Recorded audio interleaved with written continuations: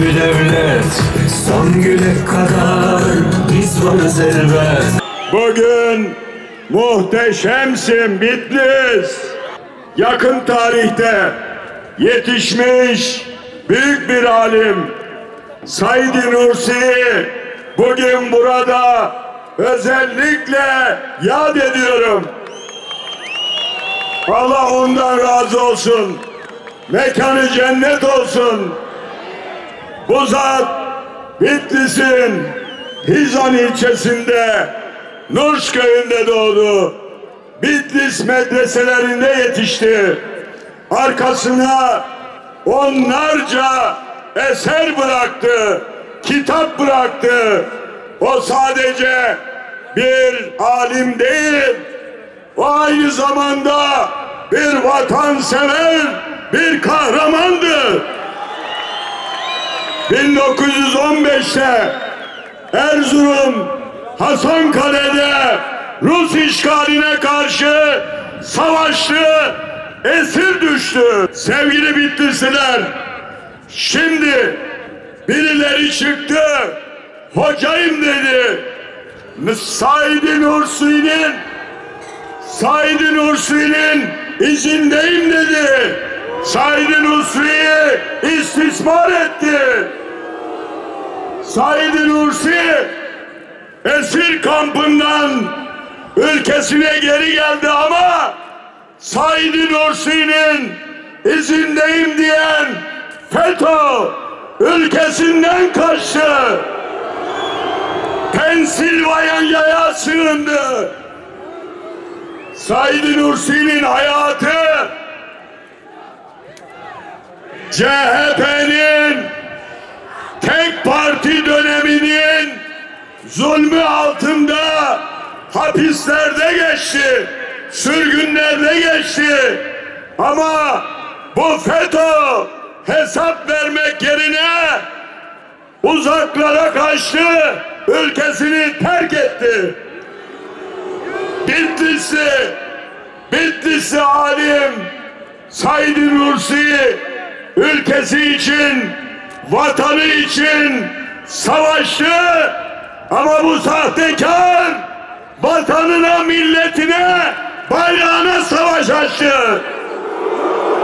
15 Temmuz'da işte bu Pensilvanya'daki hain asker kılığı içindeki ajanlarını kullanarak bu milletin silahlarını millete doğrultarak 250 kardeşimizi, 2194 50 kardeşimizi şehit ettik. 2194 kardeşimiz gazi oldu.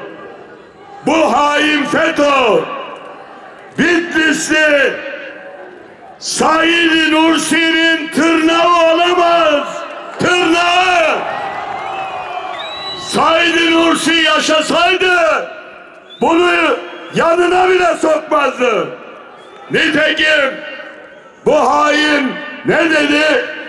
Said Nursi Kürt olduğu için yanına gitmedim. Bu kadar saygısız, bu kadar hadsiz bir alçak.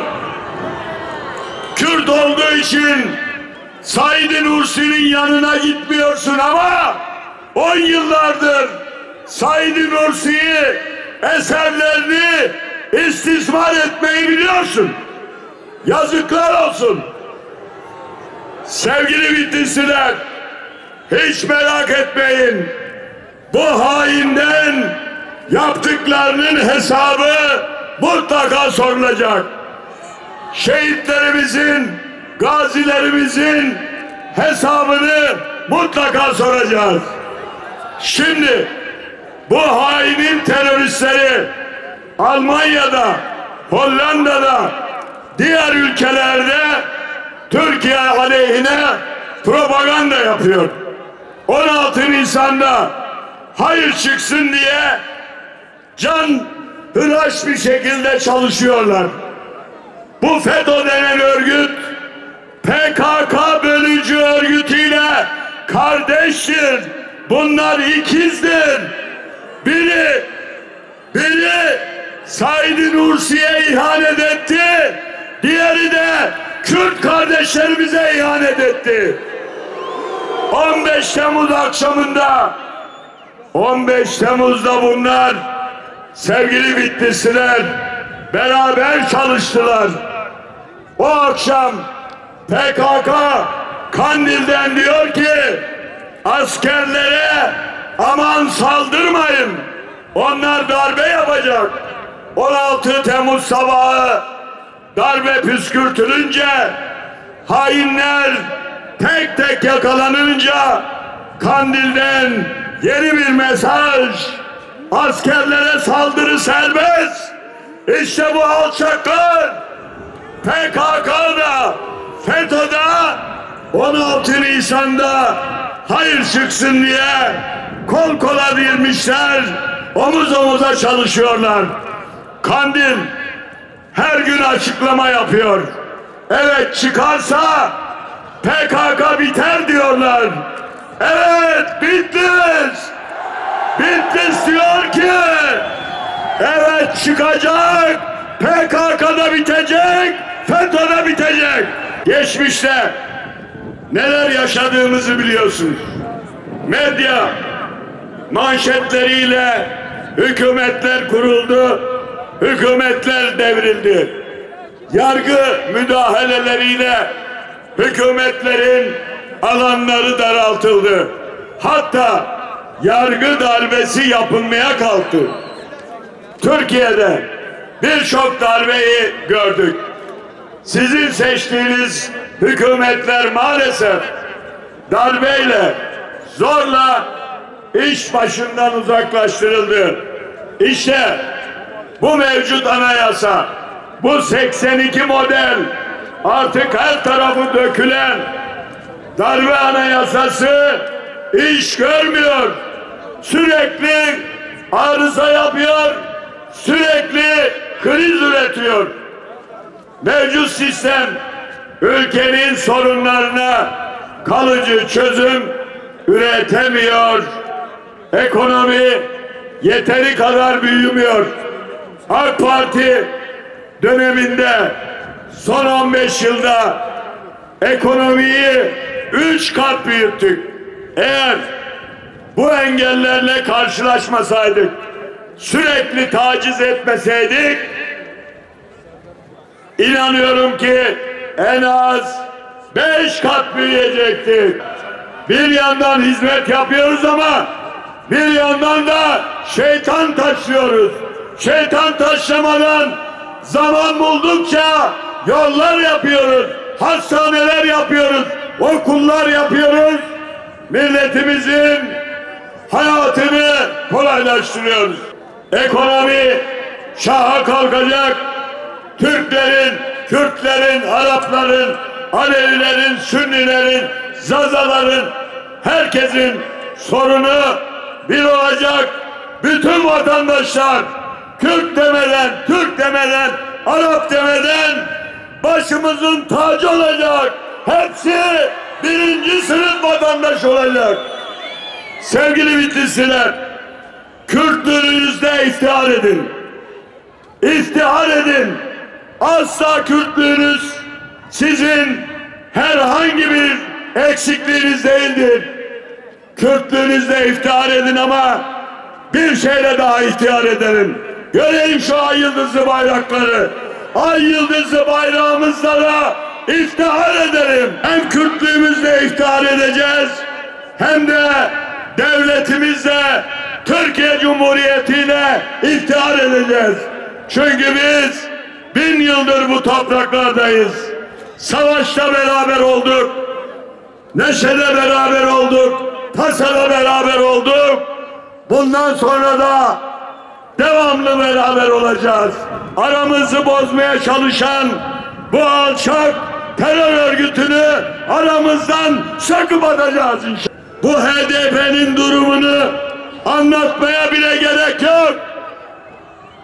Bunlar geldi, dediler ki biz artık Türkiye Partisi olduk.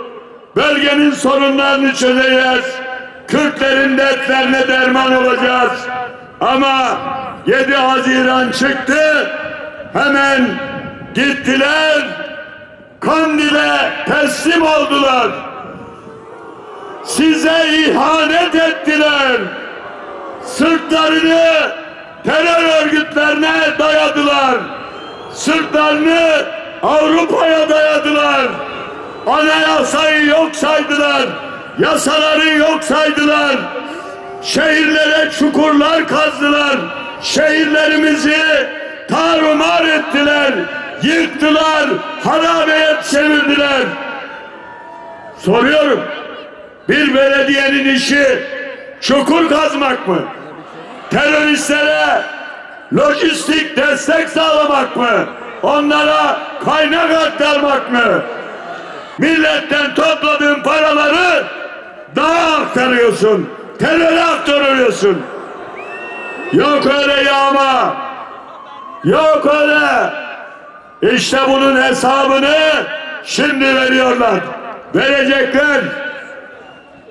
Bitlis'te bazı ilçelerimizde bunları gördük ve gereğini yaptık. Belediyelerimiz şu anda vatandaşa iş üretiyor, hizmet üretiyor. Teröristlerin yaktığı, yıktığı, harap ettiği altyapıyı düzeltiyor. Daha iyisini yapmak için gayret ediyor.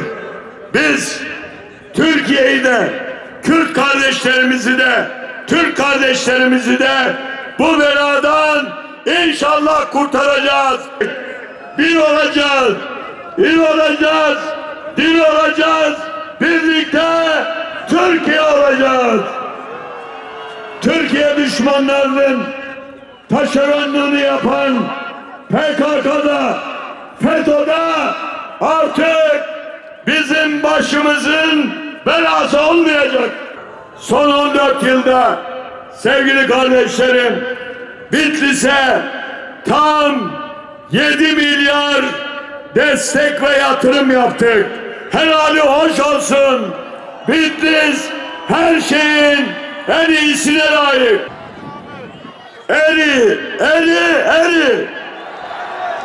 Eri Hazarca